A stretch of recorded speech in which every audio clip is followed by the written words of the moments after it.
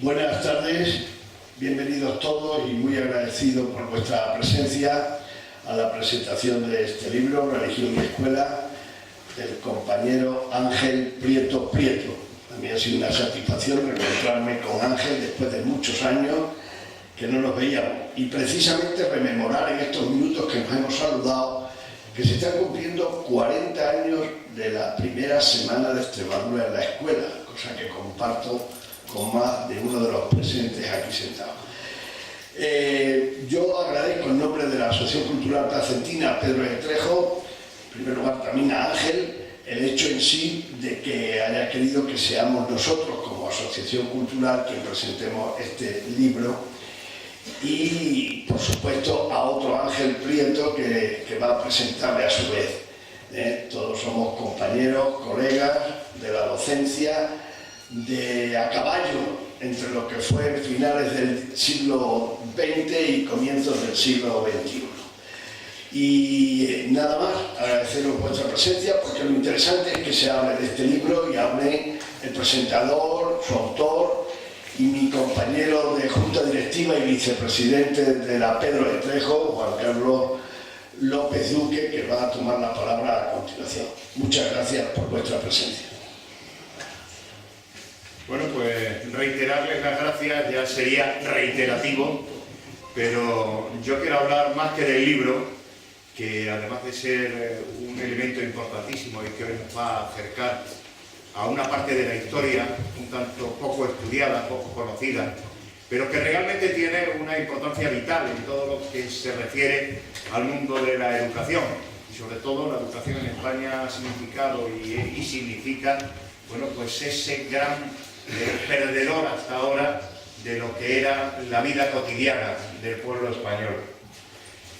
Ángel Prieto es el maestro que llegó del frío, porque venía de Piornal, y cuando yo tuve la oportunidad de conocerle, allá por los años 70, y tuvimos la oportunidad de vivir una cosa absolutamente importantísima, que fue vivir la transición, sentir la transición desde cerca y vivir los últimos años de la dictadura y los primeros de la democracia, fue la gran aventura por la que tuvimos que pasar y la que pasamos con una alegría inusitada en algunos momentos, con tristes llantos en algunos otros, pero con una realidad absolutamente importantísima, que fue el poder contar a las siguientes generaciones lo que fueron en aquel momento las cosas, lo que se pasaba en aquel momento y lo que era una vida cotidiana en aquellos momentos.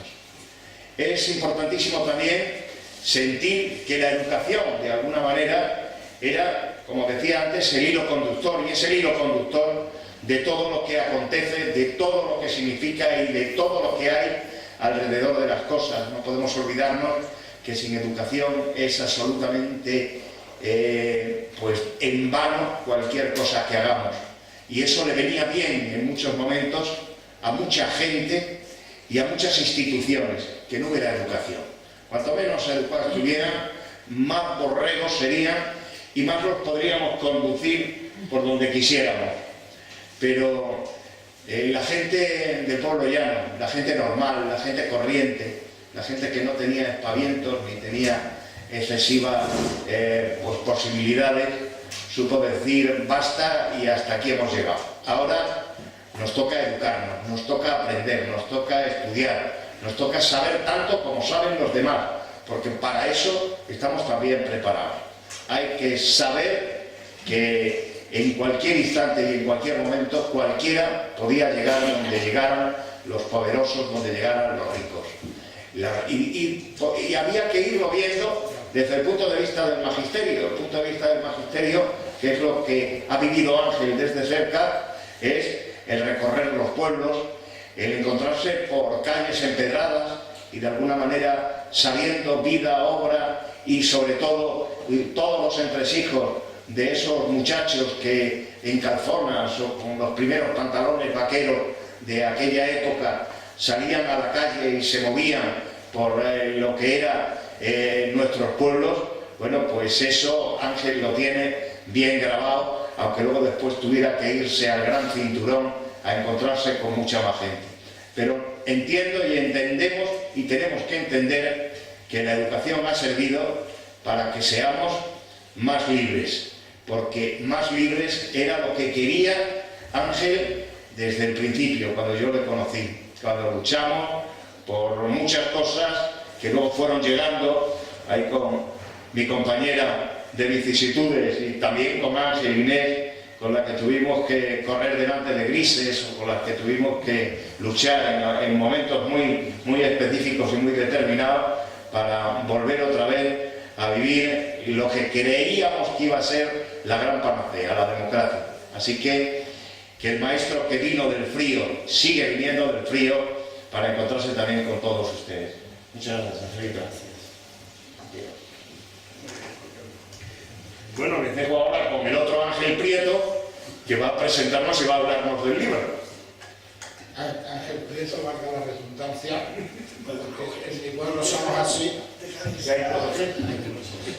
Somos así, venimos de pueblos de escasez y hasta para los nombres somos un poco repetitivos. Sí. No somos parientes, somos amigos. Y no sé por qué tampoco se ha buscado para que presente a alguien que debería presentarse, que no tiene tampoco más méritos que ser su amigo. Venimos del mismo mundo, somos amigos, somos tocayos, somos paisanos. Nos gustan las mismas cosas, amamos las mismas cosas y supongo que este libro debemos hablar de la escuela y desde la escuela. Ángel es maestro, como digo. Nos tocó jurar a los dos los principios del movimiento nacional, todavía en el 75 nos iniciamos en Piornal, en La Vera. Él luego se marchó, estuvo en Valverde también, y se marchó, como lo ha dicho Juan Carlos, a Leganés y Getafe. Por allí anda metido en historias, en Consejo de Relaciones Revistas, en la Casa de Extremadura, en la Asociación de Archivos Guerra y Exilio, y no es su primer libro. Ha escrito Silencio y Soledad sobre el maquis en Extremadura, en el norte de Extremadura, Guerrillero de la Libertad, Piornal, Sierra y Cielo, Repensar la enseñanza desde la diversidad y Relatos de verano, que es de lo que es coautor con otras personas. Como digo, es un alma inquieta y amigo de meterse en jardines y de meter en jardines a sus amigos, que a ver por dónde salimos. Y nos unen dos afanes. El afán de aprender y de enseñarnos de la escuela pública. Venimos de la escuela pública, nos educamos en la escuela pública, aunque yo pasé también por la privada, y él ha ejercido, como yo, toda la vida en la escuela pública. Yo en el medio rural, en el medio urbano de la periferia de Madrid, de la gran ciudad. Y el otro, su gran afán suyo es la memoria. Memoria histórica si queremos, pero la memoria no les debería necesitar muchos más adjetivos, desde mi punto de vista.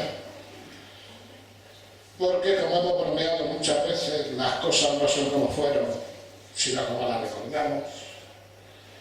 Es conveniente que fijemos la memoria para que recordemos las cosas lo más fielmente posible de cómo fueron.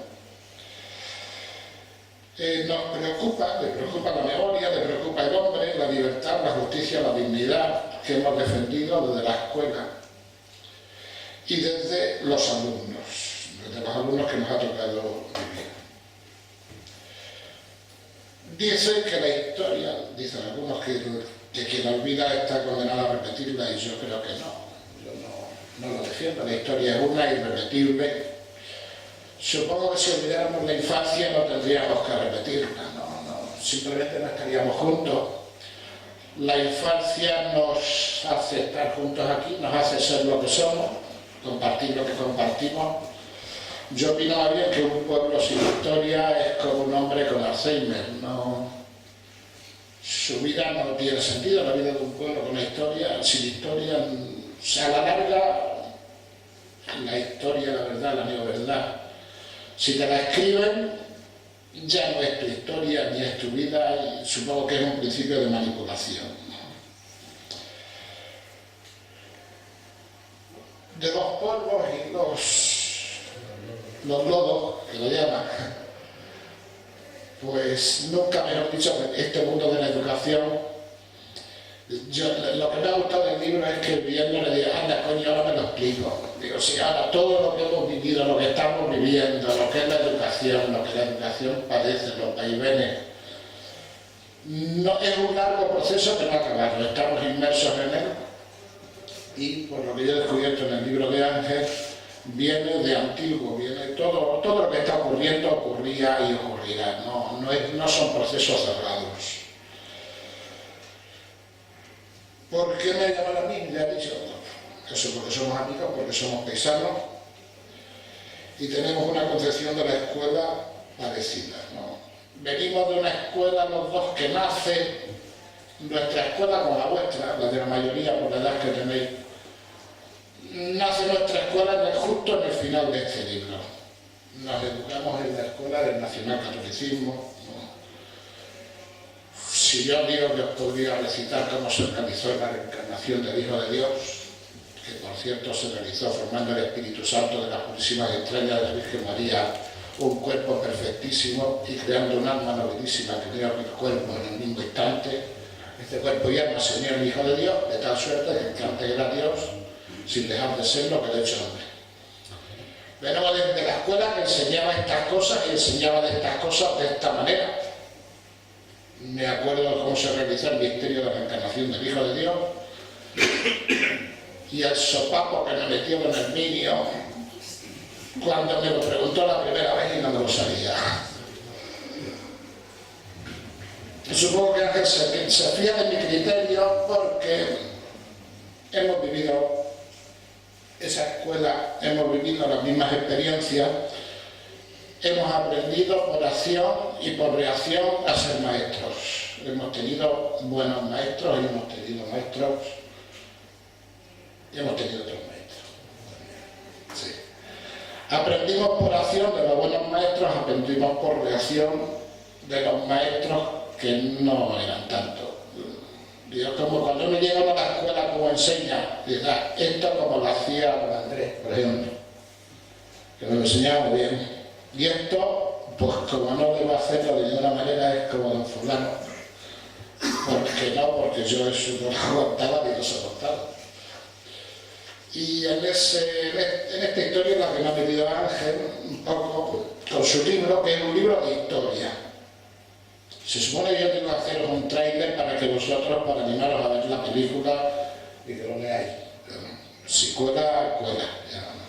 Digo, a mí me ha gustado el libro, sí me ha gustado. Es un libro de historia, es un libro, no es un libro cómodo, no se puede leer tumbado. Yo el mío ya le tengo, ya tengo subrayado, machacado, leído, releído, hay que volver para atrás, hay que volver para adelante. Porque es un tratado de historia de la educación, de las políticas educativas y de las ideas que las movieron, insertado en todo el proceso de lo que es la historia contemporánea, desde 1812 hasta el final hasta el 39, hasta el final de la Segunda Guerra Mundial. Con la evolución de las ideas, periódicamente se fueron repartiendo básicamente, ¿no?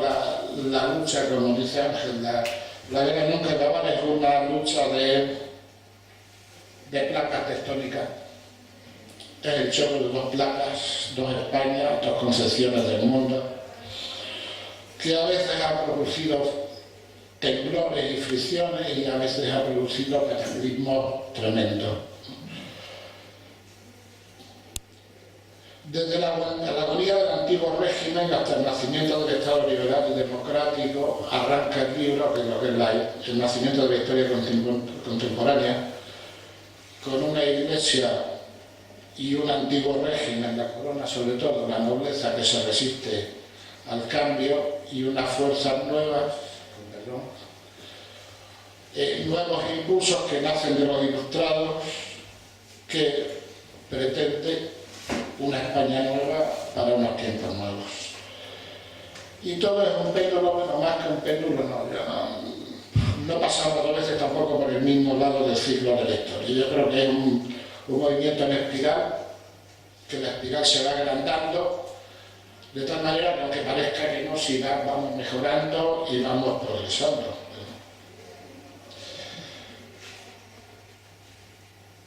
La lucha entre esas dos Españas, que no, si quien busque un libro también anticlerical, no, que no lo busque porque no lo va a encontrar. Es una concepción de la Iglesia que contesta parte de la Iglesia. Por ejemplo, en nuestra tierra, la Extremadura, es la concepción de la Iglesia del obispo Casasoto como representante de la Iglesia más montaraz y más ultramontana, frente a la Iglesia de don José Mora, don José García Mora, ¿no? que es una concepción de historia de la Iglesia que se aproxima a los tiempos que corren, una Iglesia que se quiere adaptar a los tiempos que le toca vivir y a la gente con la que tiene que convivir. Tampoco podemos decir que es una Iglesia, eso, aunque sea la Iglesia ultramontana, que se enfrenta a toda forma de progreso frente a un Estado liberal y burgués que tampoco es meritorio. O sea, tampoco podemos pensar los unos son los buenos de la historia y los otros son los malos. El Estado liberal y burgués se le preocupa la libertad, pero trabaja para unas élites. No, la inmensa mayoría del pueblo, la inmensa mayoría de las escuelas, la inmensa mayoría de la sociedad está desatendido. Si uno la atiende desde la caridad, la Iglesia, pero los otros no le atienden desde la justicia social, tampoco, que eso tardará mucho en llegar. Nos estamos refiriendo un poquito al siglo XIX en principio. ¿Qué pretende la Iglesia? La monopolio de la enseñanza como forma de control de la sociedad. Se fundamenta en el mandamiento divino y en dice enseñar, y es un privilegio que ha tenido pues toda la historia de España hasta este momento, que los liberales se lo disputan y se lo cuestionan. Pretende la censura de los libros de textos y de los manuales, el control del profesorado, sino la exclusividad del profesorado. Los liberales pretenden la libertad de enseñanza, el control estatal, la libertad de cátedra, también prescindir de toda forma de proteccionismo, a veces con consecuencias catastróficas para la escuela también. O sea, que dar a los ayuntamientos libertad, dar a los ayuntamientos libertad para hacer o no hacer escuelas. En algún punto del libro se lo explicas tú si quieres luego. Libertad para hacer o no hacer escuelas después de expropiarnos bien los propios y con unos pueblos en la miseria, pues es decir, cerrar las escuelas y Santas Pascuas.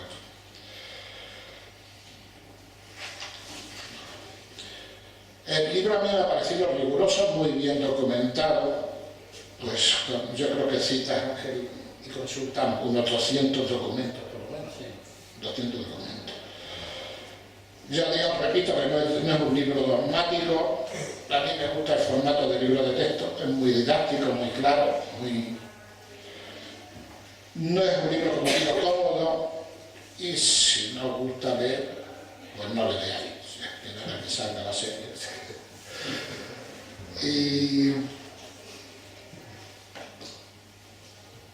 Y no se puede tampoco leer como un libro de recreo.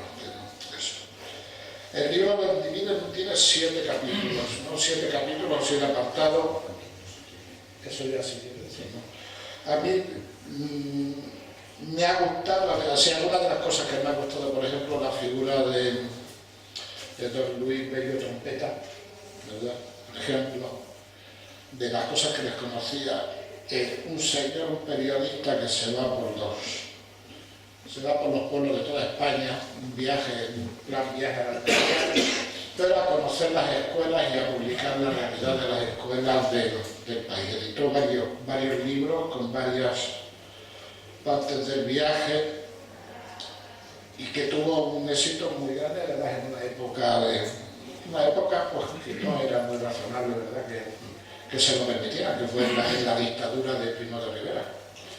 Con amplia repercusión, con prólogo de Azorín, y nos describe una escuela que es que se te cae el alma a los pies, leyendo lo que he leído, lo que citas, se te cae el alma a los pies de la escuela que vivían la gente en el siglo XIX. Ángel la llama la escuela de la escasez, de la privación, escasez de maestros, escasez de medios, escasez de niños, porque creo que salían a 50 alumnos por maestro, ¿no?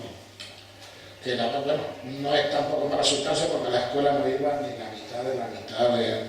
Llegamos a finales del siglo XIX con un alfabetismo superior al 60%, y luego, como siempre, hay maestros que luchan hasta contra los propios padres para tratar de educar y para tratar de llevar un poco la enseñanza a los pueblos, ¿no? Luego ya es en el siglo XX cuando empieza un poco a cambiar, empieza la preocupación por la enseñanza, cuando la gente del pueblo lo empieza a sentir como una necesidad propia. También me ha sorprendido a mí, por ejemplo, los regeneracionistas, que sea precisamente el conde de Romagnol es el primero que hace una reforma seria de la educación, desde la escuela liberal, liberal conservadora, además, organizando, creando el Ministerio, por primera vez el Ministerio de Educación y Ciencia, que en un tiempo estaba, o sea, la educación dependía del Ministerio de Fomento. Los conflictos entre los liberales, entre la iglesia más conservadora, los ultramontanos, y los posibilistas, las distintas disputas, las cuestiones de la enseñanza de la universidad. Porque aunque habla de escuela, no es un libro sobre la escuela, es un libro sobre la educación. Y sobre la historia de la educación en todos los aspectos, desde la infantil, primaria, secundaria, universidad, educación de adultos, en la República, en las misiones pedagógicas, la escuela formal y la escuela informal, ¿no? Y que no es tampoco eso, digo, no se puede limitar al apartado de la escuela específicamente. El libro acaba pues casi como empieza, prácticamente. Después de la Constitución de 1812 con la PEPA, la primera Constitución, según Ángel, que dedica un apartado específico para la educación, la que recoge las ideas de los ilustrados, que se va todo al traste con el retorno de Fernando VII y los 100.000 hijos de San Luis. Acaba ahí, o sea, acabamos de empezar con el Viva las cadenas y la Inquisición, y terminamos con un ministro franquista apelando a la España de la Inquisición, precisamente, ¿no? Que eso ya que os lo explique él si quiere. Y no sé, yo también había encadenado un poco en la historia del 68, de cómo era, por ejemplo, algún documento que tenía yo, por ejemplo, de la fundación, cómo es la fundación de la Escuela de Hijos, que nos da una idea de cuándo empieza el ansia de aprender y el ansia de cultura en la España a la que chuleaban, porque la chuleaban los liberales, que chuleaban cada uno de la iglesia, que lo quería utilizar de una manera distinta. En Gijón se fundó una escuela en 1868, cuando se supone que era el ayuntamiento el que tenía que hacerse cargo de las escuelas.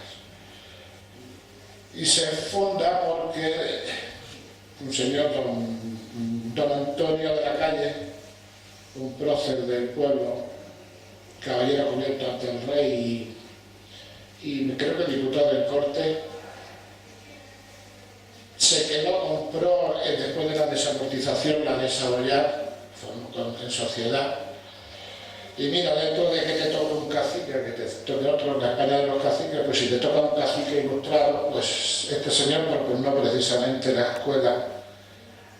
Y mueve a todo el pueblo para fundar una escuela, que se inaugura el 1 de enero de 1878. La gente aporta peonadas, hay gente que regala madera, los bueyes, el trabajo, y el maestro, tengo el discurso de fundación de esa escuela y es muy curioso, voy a nombrar solo un poquito para que veamos que sí que son los maestros los que tiran del carro. A pesar de las reformas, yo creo que a pesar de las reformas y las contrarreformas, si os contara Ángel, solo por ejemplo, a ver quién pone orden en esto, si entre 1902 y 1923 hay 54 ministros de educación, cada uno con su plan y cada uno tratando de hacer una ley en contra del que hizo el anterior. Pero los maestros yo creo que han estado ahí siempre, pero a veces en circunstancias penosas.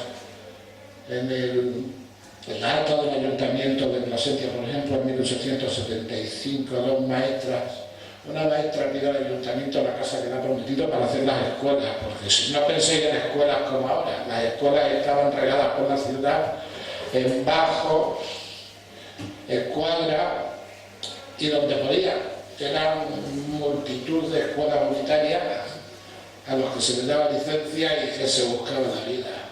Un maestro también dos maestros piden banco. Uno pide banco y reloj. Le contesta al ayuntamiento que el reloj que desde su escuela puede oír perfectamente la campana de San Esteban, que se deje de lujo, que a ver si le dan los bancos, si es posible. En Quijote, don Quintín Moreno Poblador escribe en esa inauguración, dice: la madre y el maestro son los que despiertan en nuestra alma las pasiones nobles, las saludables ideas que deciden nuestro porvenir. Que la madre y el maestro son los que forman el corazón del hombre. Que la madre y el maestro son los que pueden dar buenos ciudadanos a la patria. Y por último, que en la madre y en el maestro está nuestro porvenir. Ves todo lo grande, todo lo noble, todo lo sublime de la misión de la mujer en el mundo.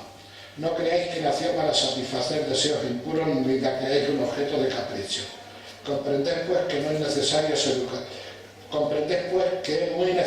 educación y que si lejos de ennoblecerla la envilecéis, ¿qué ideas nobles, qué pensamientos dignos queréis que transmitan a vuestros hijos? Y luego tiene son deliciosas las poesías, los poemas que dedica a la fundación de la escuela. Dice: Guijeño, este ha de ser el sitio en que dediquemos, según tratado tenemos, un monumento al saber. Haremos nuevos locales para escuelas y además de las dos elementales que hoy tenemos, las habrá nocturnas, dominicales, de párvulos, y ojalá que sus directores hagan la virtud fructificar. Esas escuelas pues duraron hasta los 60 y en la casa de maestros que entonces se construyó, que tocó vivió un servidor de ustedes hasta que le echaron. Y simplemente eso, si vais por Hijo y pasáis por la calle del Monje, veis una reja en una casa rural y en la reja pone una Q y una M, es don Quintín Moreno. Don Quintín Moreno, el primer maestro de la escuela que se fundó en Hijo, que casó con la hija del cacique, porque los maestros se tenían que buscar la vida, o tenían vacas que se las cuidaban como bien dicho, porque lo que es de la vaca y de los haberes hasta 3 años, por aquí hay, no, sin cobrar. 8 categorías de maestros, desde las más ínfimas a las más elevadas, y de reconocimiento como funcionario muy tardío también. De don Pedro Causas es otra historia, ya terminaremos otro día, si se tercia. Y no sé, yo de verdad animaros a leer el libro porque hay muchas cosas que yo no sabía. Yo no soy licenciado en historia, pero hay cosas por las que la historia pasa de puntilla. Y la educación no cuenta, las ideas políticas cuentan más que las ideas pedagógicas. Y como decía querían, hace un tiempo me contaron una finca que había sido una finca pública del Ministerio de Agricultura, la querían vender y hablaban dos agricultores con ganas de comprarla, le preguntaban a otro, ¿tú conoces la finca? Y dice, sí, la finca es muy buena, pero estamos castigados por los ingenieros agrónomos. La educación en España es una buena finca también, que está muy castigada por los políticos de la educación. Y yo creo que aquí seguimos. Y aquí seguimos dando bandazos y aquí seguimos haciendo planes de educación y mejorando porque mejora la espiral y ampliamos los círculos y porque no podemos volver a la España que vivimos, pero todavía no hemos conseguido. Mi conclusión es que no hemos conseguido una reforma educativa ni un plan educativo consensuado para toda España y para todos los ciudadanos. Supongo que también, como dice Ángel, ya apunta en un problema de la vertebración de España invertebrada de la que habla Ortega. Uno de los problemas de la vertebración es que no es capaz de conseguir, como consiguieron otros países, una educación única, obligatoria, gratuita, participativa, para todos sus ciudadanos.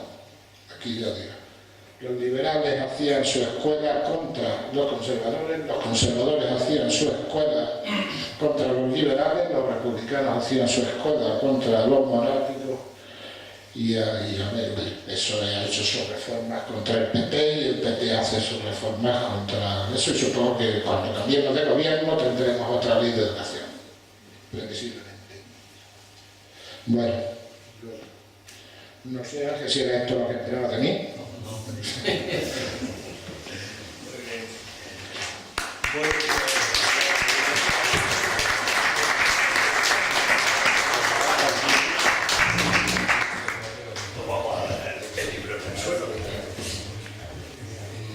Bueno, buenas noches a todos. Sí, vale.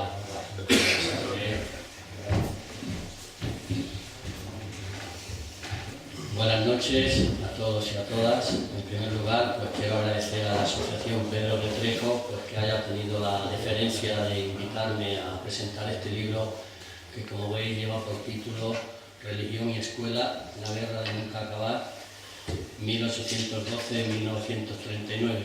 Está editado por Raíces.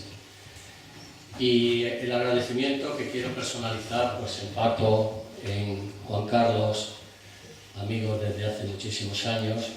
Yo también, Juan Carlos, soy un viejo pupitre de escuela, soy tintero, pizarra, tintero y catón. Yo también comí queso amarillo, bebí leche en polvo y canté el cara al sol.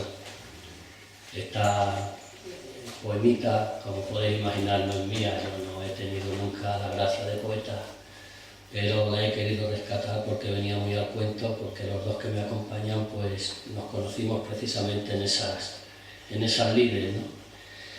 Agradecer también, por supuesto, a Inés, agradecer a Ángel, por supuesto, también pues, las palabras que ha tenido y la deferencia que ha tenido para conmigo. Yo sé que es un embolado porque el libro se las trae, por lo menos para presentarlo, porque me parece que tiene 450 citas, y pues hay que leérselo con bastante profundidad y los tiempos están para disfrutar de los placeres de leer más que leerse, digamos, ensayos bastante, digamos, concienzudos, ¿no? A Aurelio, a Antonio, a Paco, a Paco Moriche, a Nati, a Lorenzo, que también lo veo por ahí, pues gracias por venir, porque, bueno, pues el tema de los libros, sobre todo cuando ya la primavera va un poquito avanzada, meter a la gente en un antro, aunque este sea maravilloso, pues es francamente dificultoso porque es más placentero estar en una terraza y más si se está en la plaza de Plasencia, ¿no? Un honor venir aquí a Las Claras, es la tercera vez que vengo, efectivamente. Presenté el libro de los guerrilleros con un guerrillero extremeño de raza. Como sabéis, también estuvo aquí Inés aquel día, el Pinto, que por cierto seguimos teniendo problemas con su historia y su herencia y sus movidas. Y después presenté un libro aquí de una escritora extremeña también muy interesante, muy poco conocida, se llama Enriqueta de la Cruz, de Fuente del Maestre, y un libro absolutamente sugerente, sobre todo el título. Se titula El amor es de izquierdas. Yo creo que el amor es un poco patrimonio de todos, ¿no? Pero bueno, esta tuvo ese atrevimiento y lo presentamos aquí. Bueno, pues qué deciros. Escribir es esencialmente un acto que se hace en soledad. Sin embargo, sería un atrevimiento por mi parte decir que estas palabras o estas páginas, mejor dicho, son exclusivamente mías. Las 400 y pico citas, como os decía, que aparecen en el texto son el fruto de muchísimas lecturas, y en ese sentido, antes, durante y después de haberlas escrito, he estado acompañado de sus autores. De manera que el agradecimiento a todos ellos, porque el texto, por decirlo de alguna manera, yo he sido solamente el hilo conductor del pensamiento que han producido otros sobre este periodo que digamos, está referido al libro. ¿Cómo se gestó el libro? Pues mirad, en el año 2012 se cumplía el 200 aniversario de la Pepa, y la editorial Raíces me encargó un librito distribuido en 2 tomos que hablara pues precisamente de la evolución que había tenido la escuela a lo largo de los 200 años de historia. Y bueno, pues yo me puse manos a la obra, y cuando empecé a meterme en el asunto, digamos en harina, pues empecé a ver, bueno, la hipótesis de trabajo, el encargo, venía a ser algo así como de una escuela gris a una escuela de colores. En cierto modo también lo es. Es evidente que esta no es la escuela que disfrutan hoy los niños de España, no es la escuela de hace 200, ni muchísimo menos, ¿no? Pero sí me di cuenta, o sí pensé que bueno, pues que no había sido, lo ha dicho Ángel, no había sido una forma lineal, sino que bueno, aquí había seguido funcionando la cosa más bien en espiral, justo al contrario. Se ha venido dando prácticamente los mismos problemas. Entonces llamé al editor, el editor es amigo mío, me había publicado un libro en el 2003, y le dije, mira, a mí no me interesa escribir desde este punto de partida, desde esta hipótesis de partida, porque, bueno, pues yo primero no soy un escritor, no vivo de ello, me interesa más escribir por compromiso social que por otras cosas. Entonces, bueno, pues yo para escribir una historia en la que no se refleje lo que yo he visto en los datos, en los documentos que he manejado, pues no lo escribo. Y Juan Diego me dice, bueno, pues a nosotros tampoco nos interesa mucho, porque ya estábamos en plena crisis y no vendían un libro, no se vendía nada, pues imaginaos los libros, ¿no? Así que lo dejamos en paz, y así se quedó la historia. Y hace 1 año y medio aproximadamente me llamó otra vez, bueno, nos vimos en un encuentro, y empezó, bueno, ¿por qué no lo retomamos y tal? Porque, en fin, bueno, estaba ya, digamos, en la prensa, en todos los medios de comunicación, la idea del famoso pacto educativo, que luego no pudo cumplirse por estas historias y por otras. Y entonces, bueno, pues nos metimos en el asunto, y este es el resultado. La portada, voy a empezar un poquito, voy a hacer un relato de cada uno de los capítulos, y luego, si queréis, pues tenemos un coloquio, lo que se pueda. La portada es un dibujo. Yo he querido hacer un homenaje a la tierra que me vio nacer, es decir, en Extremadura, y vi esta portada es la obra de un pintor de Ceclavín que se llama Antonio Uceda, y me pareció absolutamente significativa porque de algún modo refleja en un solo cuadro, en un solo flash, un poco lo que viene a decir el libro. Porque, bueno, los niños, si veis, salían de la escuela como almas que llevan el diablo, huían de las aulas pues como esos jilgueros cantarines que cuando su dueño deja por despiste la puerta abierta de las aulas porque se va a buscar el grano, pues el pájaro sale aún en busca de la libertad, aunque sepa que fuera de ella las cosas no pintan necesariamente bien, ¿no? Y en cierto modo, entre otras razones, porque una jaula para un pájaro nunca es un nido. Y los chicos, en el periodo que yo he estudiado, desde luego la escuela no era más que eso, una jaula. De hecho, mira, la palabra recrear es volver a crear, pues era fuera del aula, justamente la hora del recreo en la que el muchacho sabe recrear la escuela, es decir, disfrutar de la escuela solo lo hace en el momento ese. Se sigue llamando recreo en la actualidad, ¿no?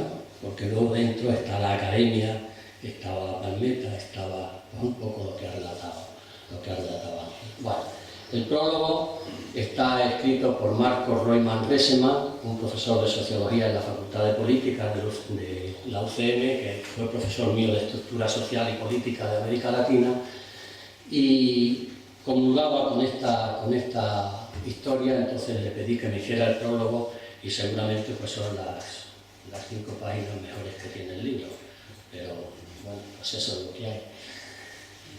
La dedicatoria está dedicada a María, a mi compañera,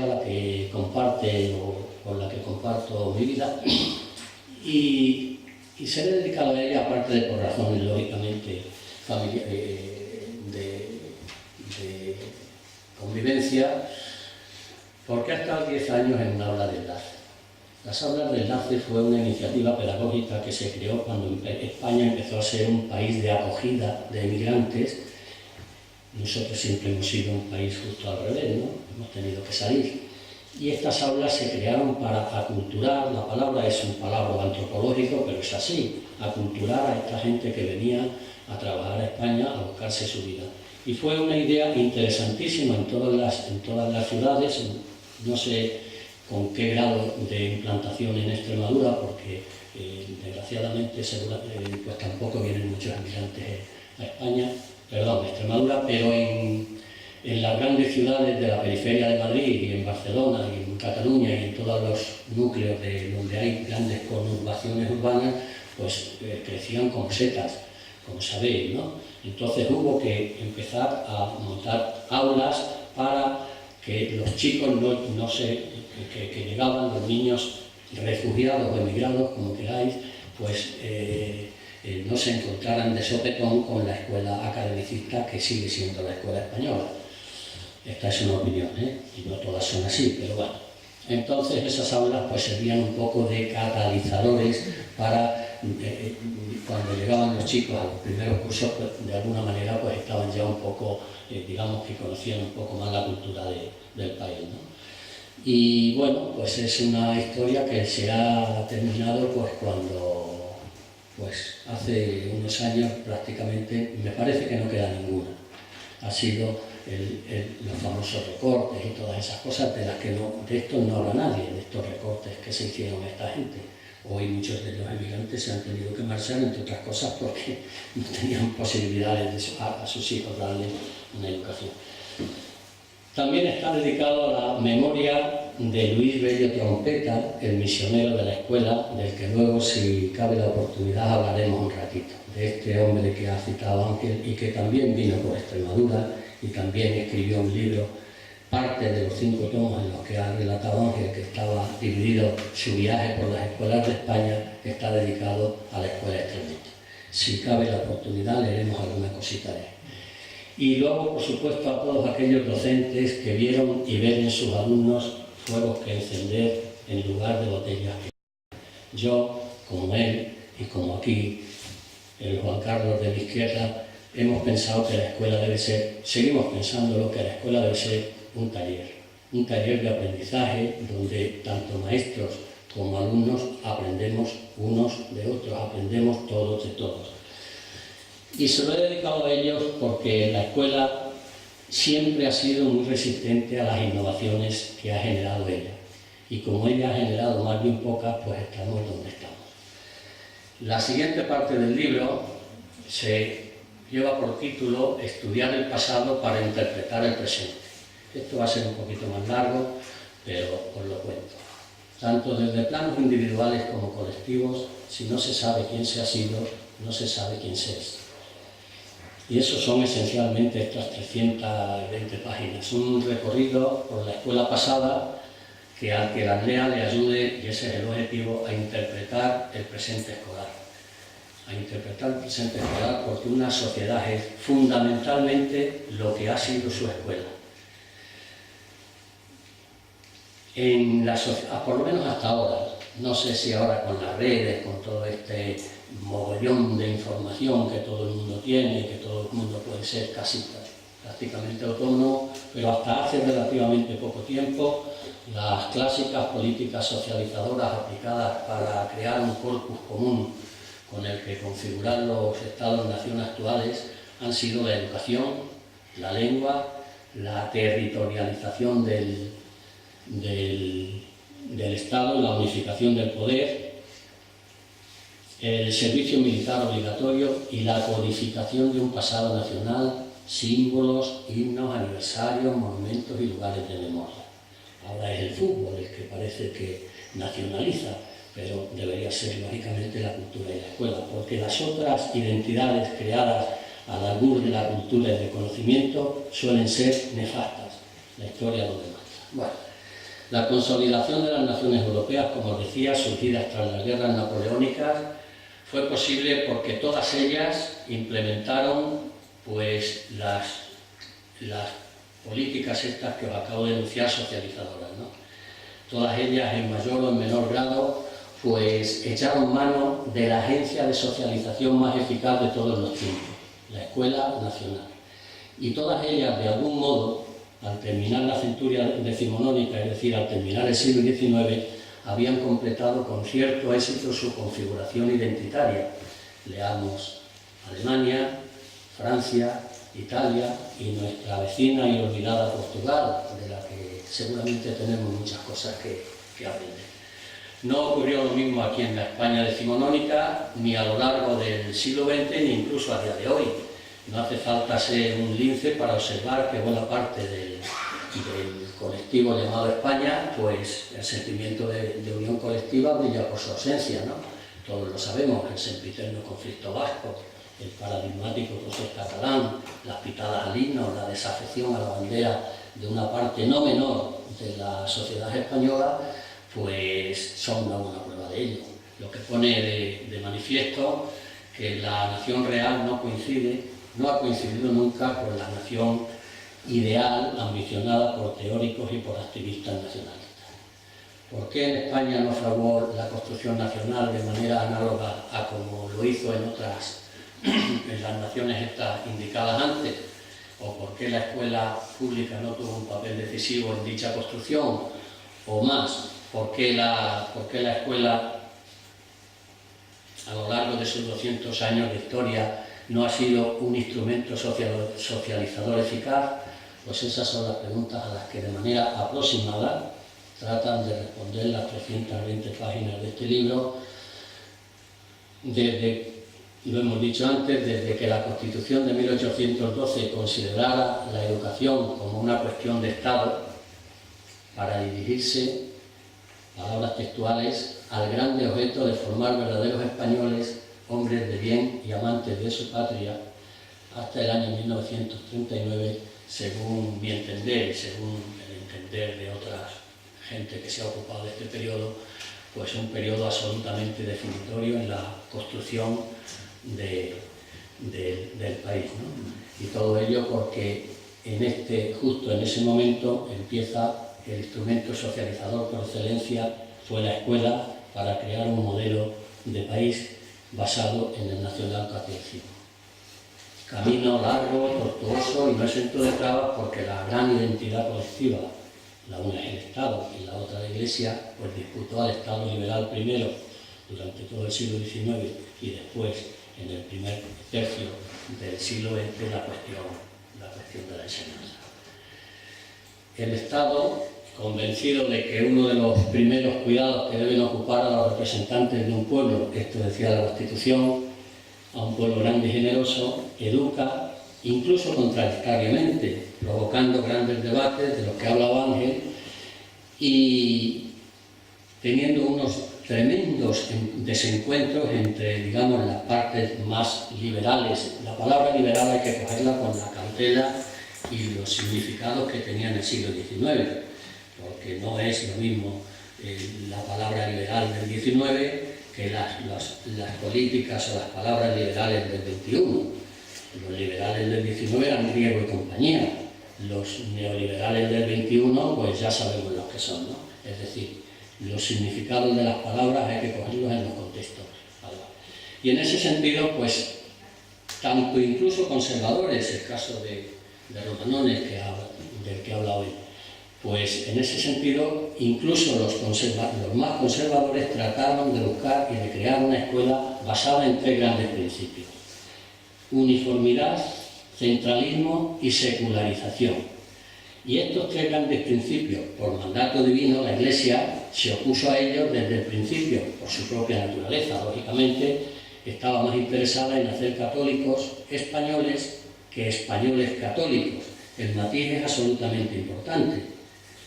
Españoles y que luego cada uno sea lo que quiera, pero no, la Iglesia buscó más crear católicos españoles que otra cosa. Y esos 3 grandes principios, pero sobre todo el último, el de la secularización, pues acababa de hecho con la tutela efectiva que el altar en connivencia con el trono pues había ejercido a lo largo de toda la sociedad estamental.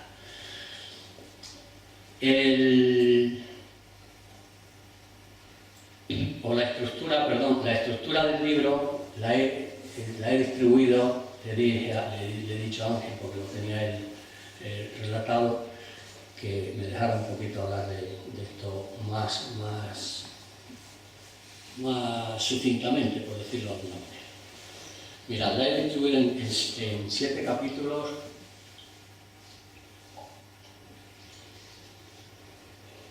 El primer capítulo se llama De la Pepa a la Gloriosa, Constitución de la Pepa y la Constitución y la Revolución la Gloriosa de 1862.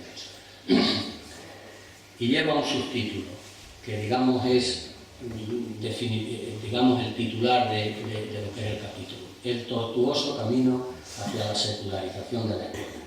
En la época de Fernando VII y de Isabel II, cuando se la destroniza, ¿no? En este periodo nos encontramos, no sé cuánto tiempo vamos a tener. Sí, pero es que es muy largo. Nos encontramos, como decía antes, con una pugna ideológica entre liberales y conservadores que se empeñan más en destruir. Es que un poco, estoy casi repitiendo un poco las palabras de Ángel, la concepción de escuela de cada cual, que unificar criterios, pacto educativo lo llaman ahora, siquiera mínimos en aras de construir una identidad colectiva, una idea de España en la que se sintieran cómodos las distintas capas sociales y pueblos de las distintas regiones del país, ¿no? Y aquí se legisla a trocho y a mocho, desde el informe Quintana, el plan Duque de Rivas. Por cierto, en el plan Duque de Rivas está inspirada la ley que tenemos ahora en el concierto en España. La 11 está inspirada en un plan que se llama el plan Duque de Rivas, que ya es irse hacia atrás, del año 1836. El Duque de Rivas no llegó a entrar en vigor este plan porque los sargentos de la Granja, las sargentadas, se levantaron en armas y a los 4 días se había ido el gobierno al garete. Pero en este plan del Duque de Rivas habla en los mismos términos que habla la 11 actualmente. Fijaros la similitud de lo que tenemos ahora y lo que ya se pretendía en aquellos momentos por este plan, que no era ni otra cosa que la enseñanza para el que la pudiera pagar. Una enseñanza básica, una enseñanza primaria, elemental para todos, y el resto pagarla cada uno en función de sus rentas que tuviera. Es cierto, y esto tengo que ser honesto al decirlo, de que la gente del 19 le llamaba pan al pan y vino al vino. Así lo tiene escrito el Duque de Rivas, si podéis leer alguna de las citas. Hoy, en la 11, te están contando una milonga para luego resultar que viene a ser lo mismo. Es decir, utilizamos las palabras y las palabras y las palabras para darle una vuelta, pero que en esencia viene a ser eso. Bueno, de este periodo me interesa destacar una cosa, porque hubo cosas interesantes. El Concordato de 1851. La ley Moyano, he oído hablar de ella. Bueno, pues es el concordato el que al final, 5 años después se firmó el concordato en el 851 y la ley Moyano se hizo en el año 1875. Bueno, pues en 5 años el concordato había logrado implantar en la ley todos los postulados que se habían conseguido rescatar los liberales durante el periodo anterior. Y este va a ser prácticamente el leitmotiv o la ley bajo por decirlo de alguna manera y en 2 palabras, la tutela absoluta de la escuela, a pesar de que la ley Moyano tenía cosas muy interesantes que publicar. El segundo capítulo es el sexenio democrático, 6 añitos de libertad, una vez que se destrona y se echa a Isabel II de España, se instaura en España, como sabéis, un periodo, una especie de interinidad, aunque luego se proclamó la Primera República, y es verdad que aquí hay una cosa interesante que quiero destacar. Mirad, las primeras palabras del primer presidente del gobierno de esta época es el general Prim. Prim hace un famoso discurso en las Cortes que se llama, o se le conoce con el nombre de los 3 jamases. Prim era un monárquico convencido, pero también era un convencido anti-Borbón. Jamás, jamás, jamás un Borbón. Hay luego salió una voz en el Congreso en general, a cada puerco le llega su San Martín. El día de San Martín, precisamente, pues a Prim le pusieron en la calle del Turco una bomba en la cabeza y acabaron con él. El sexenio terminó, como sabéis, con la caída de la Primera República y el proyecto más interesante de la época no es ni más ni menos que la Institución Libre de Enseñanza. Institución Libre de Enseñanza que estuvo 40 años en vigor en España, pero que fue el enemigo a batir durante todo el proceso hasta que se acabó con ella. El siguiente capítulo, Restauración Borbónica, turno de partidos y los vaivenes de la política educativa, pues durante este periodo se crea la enseñanza libre en España. Algunos de los que estamos por aquí supongo que estudiasteis libres hasta hace muy poco, ¿no? Y los centros asimilados, es decir, los centros concertados, estos que funcionan ahora, pues son una vieja herencia del siglo XIX, que se llamaban centros asimilados porque se les permitía asimilar los contenidos y conceptos de la instrucción pública a centros regentados sobre todo por la Iglesia. Y es el tiempo de los grandes congresos católicos, cuando la Iglesia empieza a darse cuenta de la influencia cada vez más grande que tiene la Iglesia, pues empieza a convocar congresos en todas las partes de España con el objetivo de intentar contrarrestar la política educativa que propugnaban los Cosíos, Giner y compañía. Y bueno, no les fue tan mal. Una de las grandes conquistas de esta época es las escuelas del Ave María, que supongo habéis oído hablar de ellas, del padre Monjón, que con la misma, estrategia pedagógica que montaba la Iglesia, pues ellos montaron las escuelas en el Sacromonte, en la provincia en Valle de Granada, ¿no? Y no fueron flor de un día, llegaron a tener más de 320 establecimientos en España. Sin embargo, a mí, con todo esto, lo que sí me parece, a lo largo de todo este tiempo, ya que estamos terminando el siglo XIX, es una cuestión que también hablaba Ángeles de ella, que va a ser lo de la escasez. La escasez en la escuela se va a repetir en la historia de la escuela española como un martillo pilón. Escasez es el concepto en torno al que giró la escuela del XIX. Escaso el número de ellas o el número de alumnos que asistieron a ella. Escaso el tiempo que en ella permanecieron. La dichosa ley Moyano, que ha sido la ley educativa más larga de todo el estamento educativo de España, 125 años creo, bueno, pues tenía la asistencia escolar, era obligatoria desde los 6 a los 9. a partir de los 9, pues que cada uno se buscara la vida. Pero bueno, ya era una conquista, ¿no? Bueno, pues escasos, como os decía, escasos los recursos con los que contó y escasos, por ende, los conocimientos que apenas pasaron de leer, escribir, contar y rezar. La abundancia de tanta carencia, añadida al permanente desencuentro entre tradición y modernidad, pues pone de manifiesto la debilidad de la escuela como eje neurálgico desde donde construir una conciencia colectiva o una idea de España que nos hubiera servido un poco a todos, ¿no? Cosa que, por ejemplo, habían conseguido, os lo vuelvo a repetir, pues Francia, Alemania, Italia y Portugal. Por no poner los Estados Unidos u otros países. El capítulo cuarto, la quiebra de la restauración, regeneracionismo laico, en los albores del 20, el viejo conflicto entre el Estado y la Iglesia por el control de la escuela, pues si bien se encuentra en su punto más potente, no es, desde mi modesta opinión, lo más importante.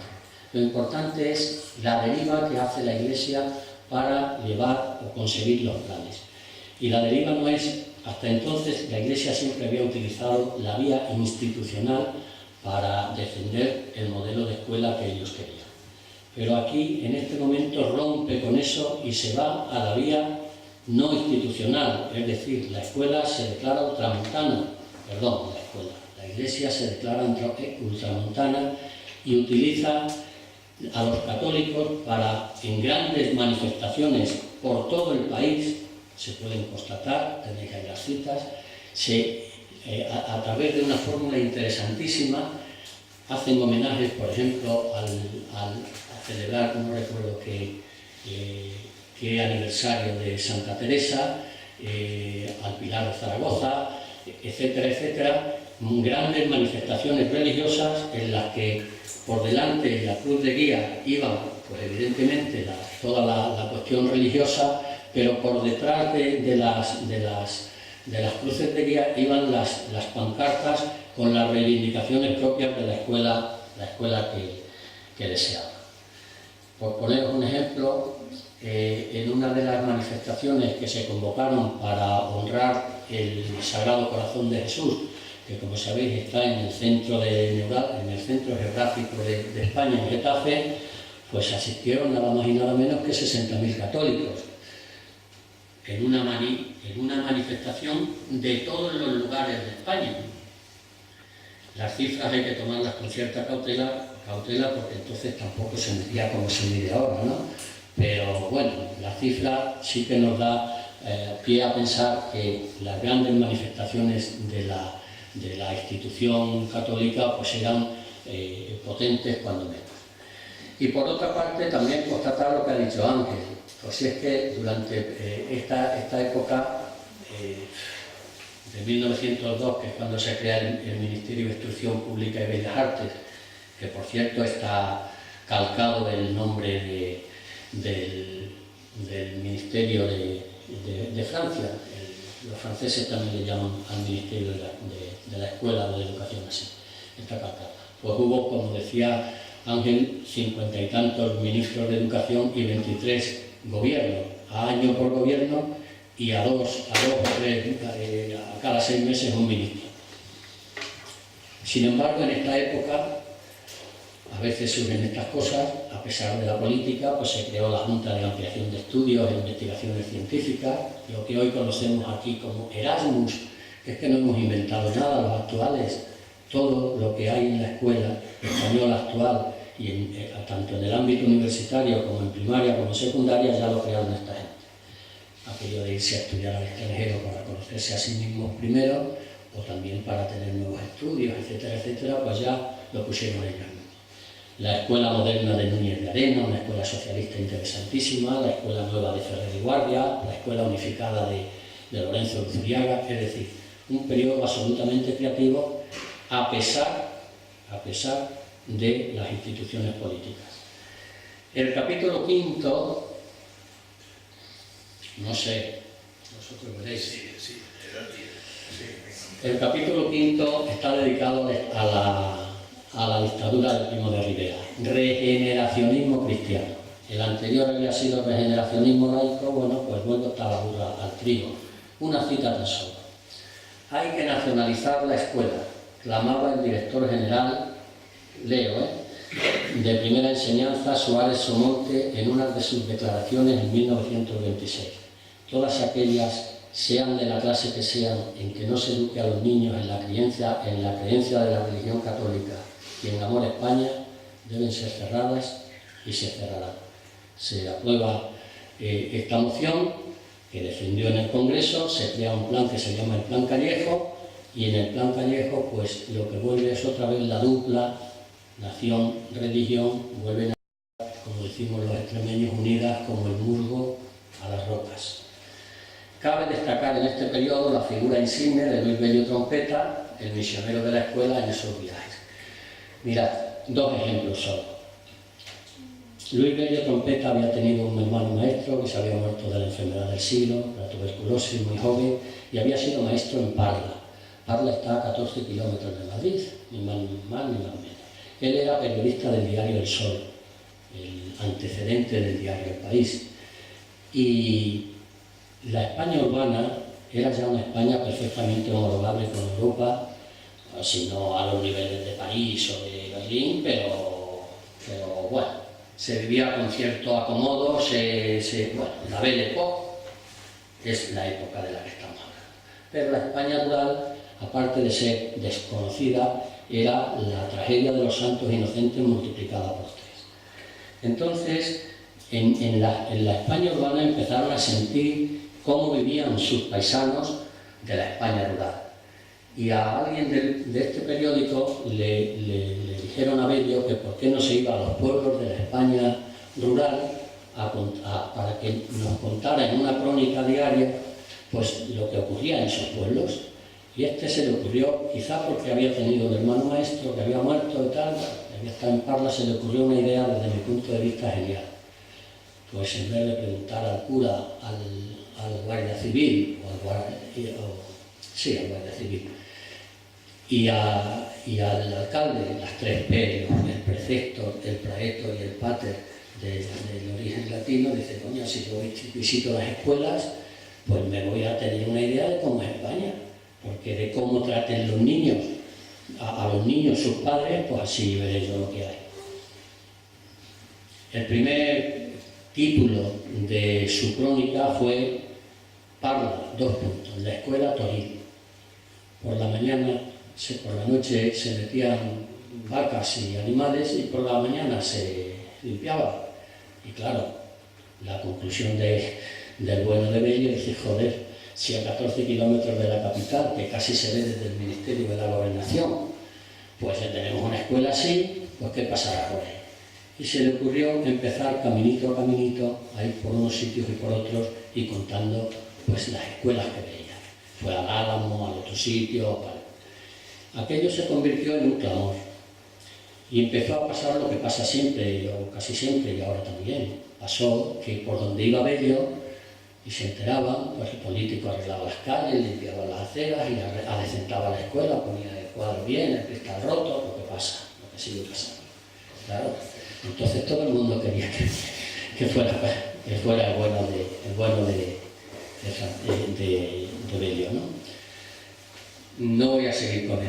Simplemente vino a Extremadura y la escuela extremeña pues era una escuela igual o parecida en todos los sitios. Pero en Extremadura había otras cosas más importantes y también más lacerantes, si cabe, que la propia escuela. El reparto de la tierra. Y aunque era una crónica oficial, una crónica dedicada a la escuela, se permitió la libertad de escribir sobre el mal reparto que tenía la tierra extremeña, que de alguna manera venía a decir que, hombre, siendo una región tan rica y tan grande y tan hermosa, pues a los muchachos los tenían en cuchitriles y muchas más historias. El asunto es que esta parte de los libros de Bello la puso el prólogo Azorín. Y Azorín escribió un prólogo, le llega a hablar de él como si fuera el Quijano de la escuela, que por los caminitos de herradura va deshaciendo tuertos y poniendo las escuelas, en fin. Y viene a decirles que la patria, lo ha relatado Ángel también, la patria son los niños, no hay otra patria. Y Luis Bello estaba haciendo más por los niños de España que todos los diputados que estaban en las Cortes con sendos, grados y floridos discursos, porque entonces los discursos del 19 y de principios del 20 no eran como ahora, eran floreados y todas esas cosas, ¿no? El caso es que se convirtió en un auténtico bestseller. De hecho, la fortuna, o dicen que la pervivencia del diario El Sol se debió principalmente a los artículos de Bello.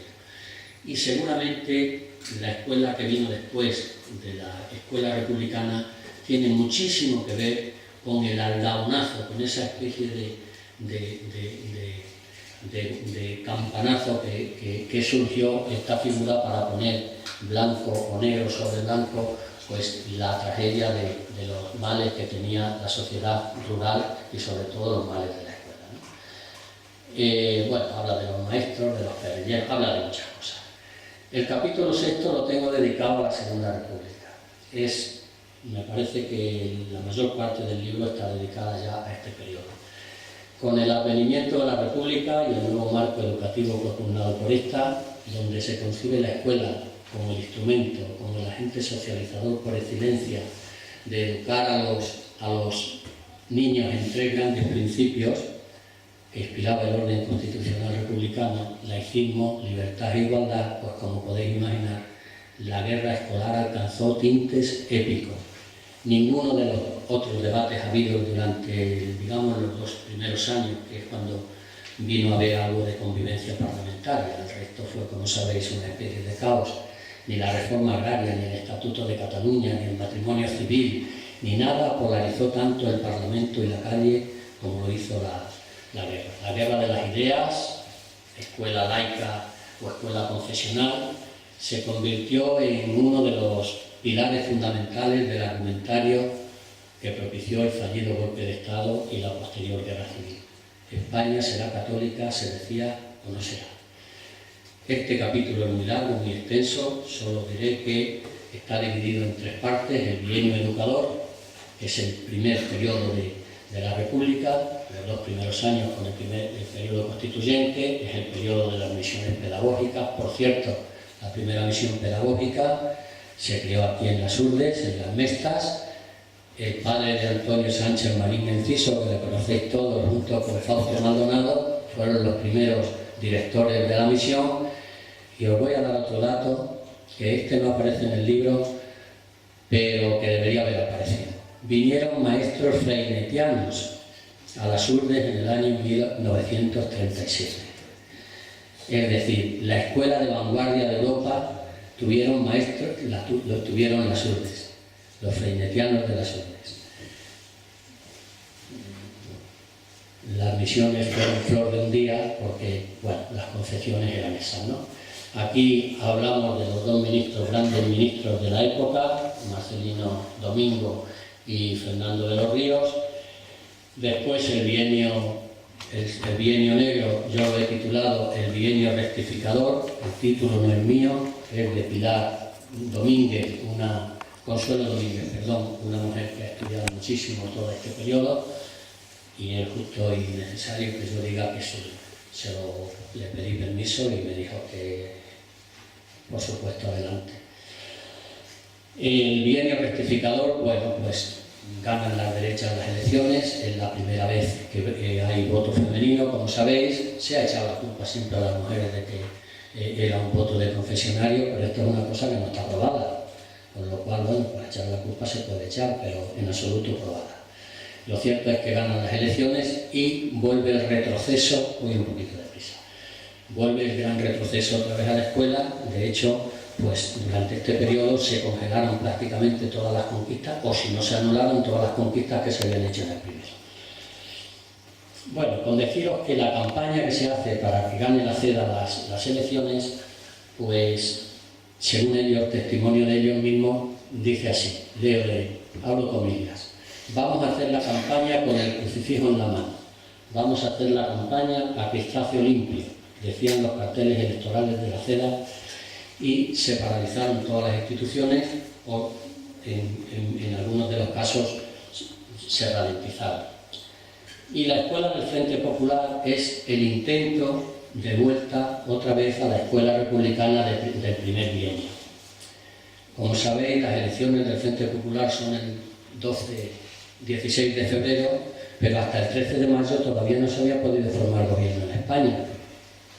Entonces, como podéis imaginar, el intento de volver la escuela a la escuela originaria del primer bienio pues era más utópico que real, ¿no? Entre otras cosas pues porque el 13 de mayo ya lo que estaba llegando a su fin era prácticamente el proyecto republicano en su totalidad.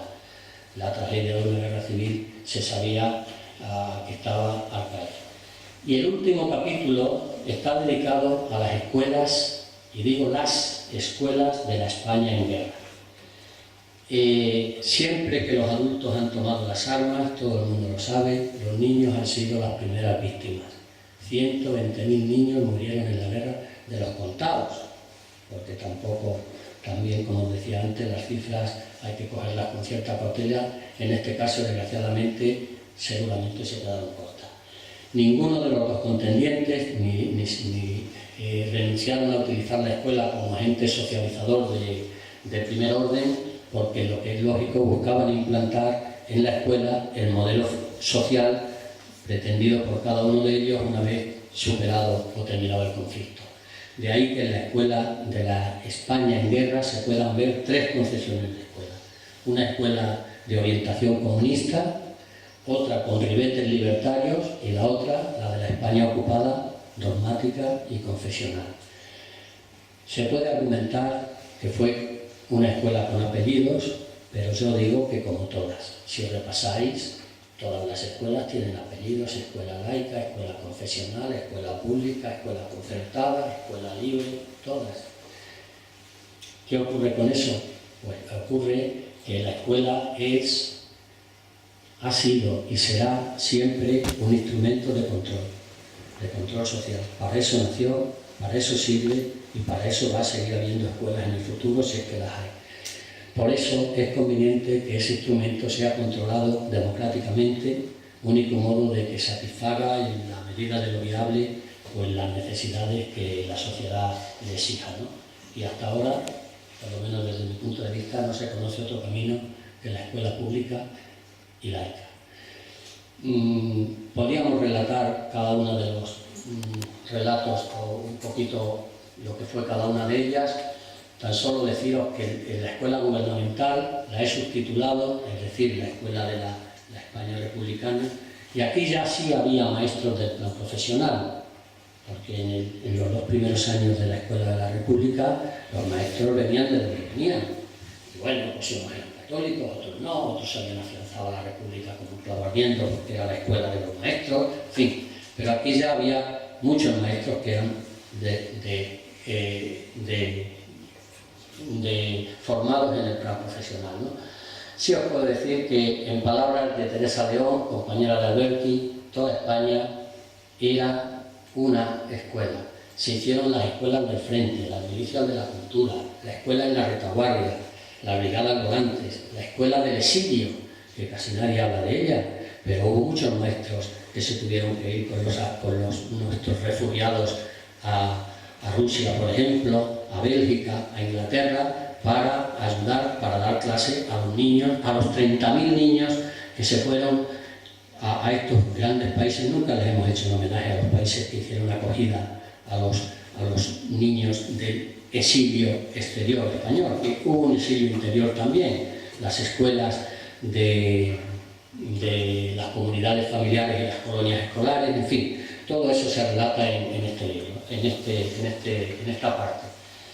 La escuela anarquista, pues los anarquistas siempre han intentado conseguir una escuela lo más neutra posible. Seguramente ninguna ideología lo ha intentado como ellos. Sin embargo, bueno, y a pesar de ello, hicieron congresos en Zaragoza, crearon la Escuela Unificada de Cataluña. Un detalle: llegaron a tener en esta escuela 60.000 niños catalanes, y es justamente cuando está la Escuela Unificada de Cataluña funcionando cuando se aplica el 155 no, porque es el de la era moderna, como esta, pero también se aplicó y también se intervino la Generalitat, se le quitaron las competencias a la Generalitat y, por supuesto, pues también a la Escuela Catalana, ¿no? Y de la España ocupada, pues la escuela, a medida que iban avanzando las tropas, pues la escuela esta está orientada en 3 grandes principios: una educación patriótica, educación confesional y eliminación de todo vestigio republicano. Para eso se hicieron un proceso depurador de libros, de bibliotecas y de maestros. El proceso depurador, como sabéis, bueno, pues también hay muchos datos, y se creó un instrumento que ha resultado paradigmático, y es un poco la escuela que se refería Ángel, a la que nosotros también hemos asistido. El bachillerato de 1938. El bachillerato este fue concebido, ahí están las citas, como el instrumento más eficaz para influir en la transformación de la sociedad y en la formación intelectual y moral de las futuras clases directoras. Basaba todo su contenido curricular, lo leo, en la vuelta a los estudios clásicos y humanísticos del siglo XVI, acompañados de un contenido eminentemente católico y patriótico. Y bueno, como sabéis, el veredicto adverso de la guerra para la causa republicana pues trajo consigo la dictadura de Franco y, por ende, de nuevo la escuela confesional. Un poco lo que ha dicho Ángel, volvemos la vuelta al trigo, ¿no? Es decir, se terminó la historia con otra derrota. La escuela de la obediencia de vida y del temor de Dios había llegado a los pueblos de España, si es que se había ido alguna vez. Os voy a poner 2 minutos de vídeo porque creo que condensan un poco todo este periodo de manera tremenda. Vamos. Y hoy, tras una vida consagrada a la enseñanza, llega para don Gregorio la hora del retiro. Como alcalde de esta villa y en nombre de todos, autoridades, alumnos y vecinos, quiero manifestarle nuestro reconocimiento y nuestra gratitud por lo que año tras año ha hecho por nuestros hijos, prepararlos para la vida y, sobre todo, forjarlos como ciudadanos. Don Gregorio, amigo mío, usted sabe que no soy hombre dado a los discursos. Todo lo que puedo decirle es gracias, muchas gracias, gracias de todo corazón.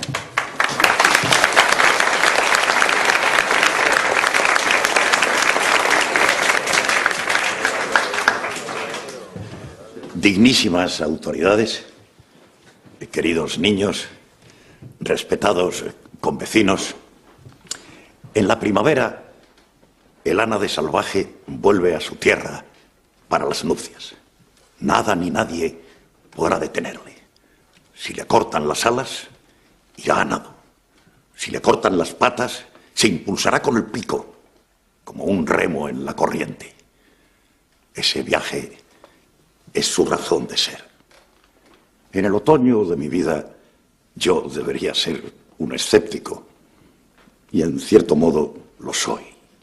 El lobo nunca dormirá en la misma cama con el cordero. Pero de algo estoy seguro.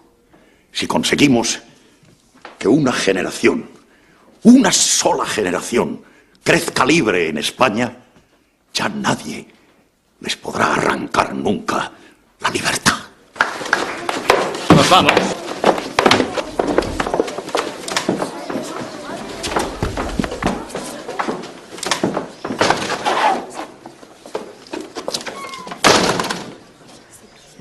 Nadie les podrá robar ese tesoro.